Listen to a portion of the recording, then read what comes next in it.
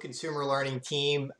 It looks like I was granted the honor of kicking off our official blogging or vlogging series this year. It's really hard to believe that it's the end of May. I know the last 2 months have just been a bit of a blur, and I want to start by saying that I hope everyone is doing well and that you and your families are safe and healthy and making the most out of this very unexpected situation. It certainly has made for some very interesting times in our lives, both inside and outside of the workplace. I know my house has gotten a lot smaller with two kids at home trying to keep up with school, and my wife trying to get by in her makeshift office. And just for fun, we decided to bring home a new puppy just to see how crazy life could possibly get. And it's certainly been just that.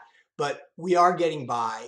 And I share that knowing that everyone in our team has been presented with challenges as a result of COVID-19. It truly is incredible in the face of those challenges to see everyone in consumer learning step up, support our partners, support our customers. I know every arm of our organization has truly gone above and beyond, and it really makes me proud to be part of such an amazing group. So thank you for inspiring and motivating me.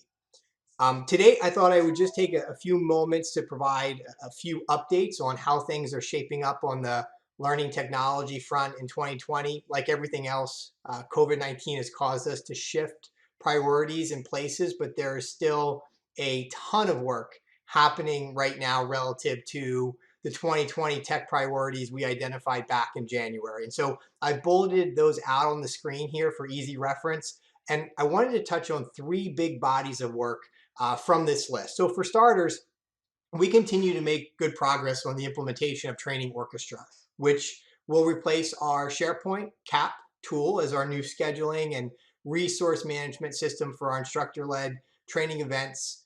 Training Orchestra is going to offer us a bunch of cool things, but it's going to be a much more stable solution, a friendlier user interface. It will allow us to have more robust reporting capabilities, and it will also directly integrate with the learning management system. So we'll eliminate some of the manual overhead that we have today. So we're looking forward to getting that in the door. Work has slowed a bit in the last couple of months as we attempt to balance our COVID-19 priorities, but we're making good progress thanks to many of you. And we are still trending towards having a fully operational solution this summer. So you'll be hearing much more about Training Orchestra in the coming weeks. And then, of course, we also continue to look at opportunities to enhance the learner experience. And that means offering our learners more authentic practice, more personalized learner journeys. And so simulation software solutions like SimTrain and Zenerate that offer learners the ability to practice difficult or complex call scenarios in a safe environment, combining both voice and systems training before they get out on the floor and start taking live calls. We're looking at tools like Brainshark and Kaltura that offer video practice and coaching utilizing both human and machine generated feedback through voice and facial analytics.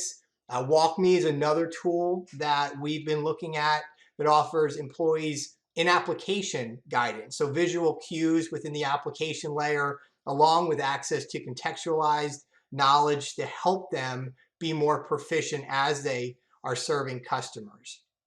And so there are a number of tools we're looking at, and with the shift to virtual, these types of solutions have started to garner more attention. We've been working really closely with our operational partners, with our HR partners, to more aggressively explore how we might be able to bring some of these technologies into our space sooner than later.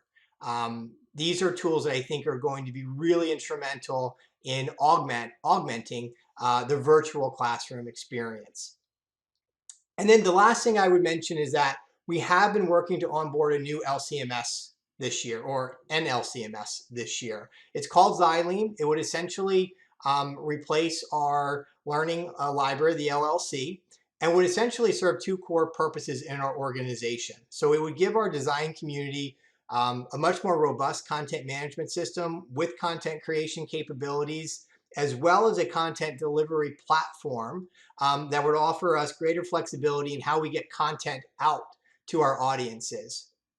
It will also serve as a foundational component, both content creation and content management for our future state knowledge management solution, which Jonathan Collier is spearheading.